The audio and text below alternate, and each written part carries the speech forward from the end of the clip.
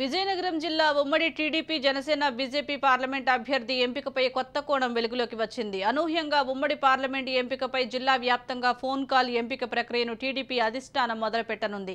విజయనగరం ఉమ్మడి టీడీపీ అభ్యర్థి రేసులో మాజీ ఎమ్మెల్యే తెంటు లక్ష్మీనాయుడు, గేదెల శ్రీనివాస్ ఉన్నట్లు విశ్వసనీయ సమాచారం. మాజీ ఎమ్మెల్యే తెంటు లక్ష్మీనారాయణ తమ పార్లమెంట్ అభ్యర్థిగా ఎన్నుకోమంటూ సోషల్ మీడియాలో హల్చల్ అవుతున్నట్లు తెలుస్తోంది.